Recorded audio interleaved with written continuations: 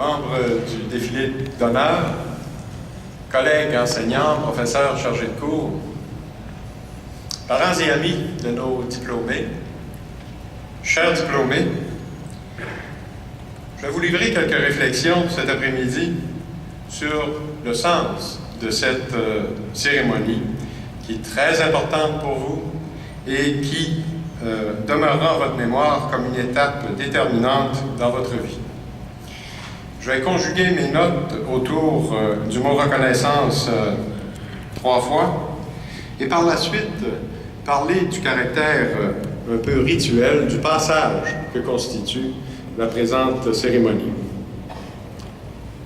D'abord, vous avez vu qu'à l'entrée du défilé d'honneur, on a été applaudi, mais sobrement, et on n'en méritait probablement pas plus.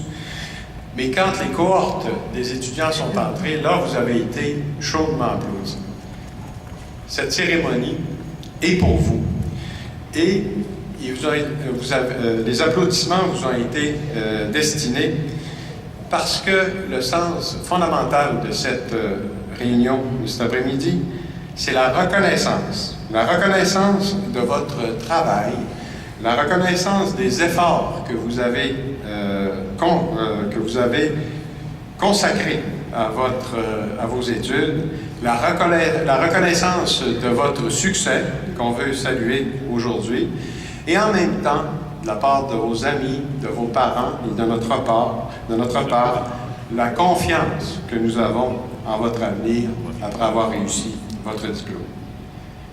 Deuxième reconnaissance, c'est la reconnaissance, chers étudiants, que vous devez à vos parents, que vous devez à vos tantes, à vos oncles, à vos amis qui vous ont supporté tout au long du chemin qui vous amène ici à la diplomation universitaire, qu'elle soit au baccalauréat, à la maîtrise et au doctorat. Mais vous, de votre côté, vous avez un devoir de reconnaissance entre les enseignants qui vous ont accompagné durant tout votre parcours, dans les cours, dans les rencontres personnelles, dans les simulations, dans les laboratoires.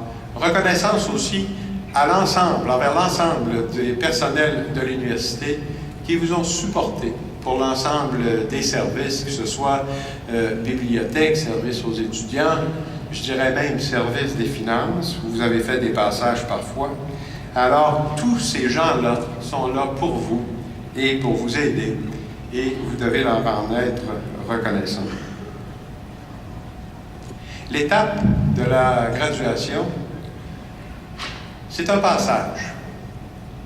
Un passage, je dirais, du virtuel à la réalité.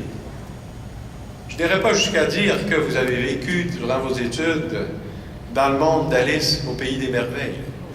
Mais vous avez vécu dans un monde qui est près de la réalité, mais qui est quand même un monde de théorie. Votre plan d'études vous a permis d'acquérir des connaissances, vous a permis de les appliquer dans des activités, je dirais, là, de simulation, des stages, où ce n'est pas encore tout à fait la vraie vie. Donc, ce plan d'études vous amène là où vous êtes aujourd'hui.